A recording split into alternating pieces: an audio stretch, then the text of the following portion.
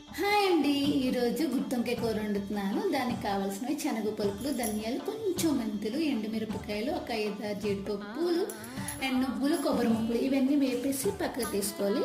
బాగా వంకాయలు కడిగేసుకొని అప్పుడు ఇలా కోసుకున్నాక ఆయిల్ వేసి వంకాయలన్నీ వేపుకోవాలి. నెక్స్ట్ ఒక ఉల్లిపాయ, 2 టమాటీలు కూడా వేపుకోవాలి. ఆయిల్ ఏం అవసరం లేదు, జస్ట్ పచ్చివాసన పోయేదాకా వేపుకోవడమే.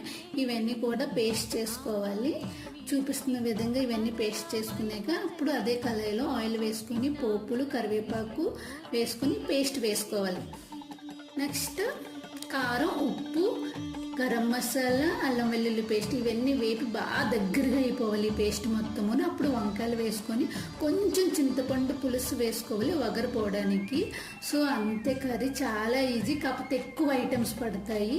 మీరు ఒకసారి ఈ విధంగా ట్రై చేయండి. Please like and subscribe.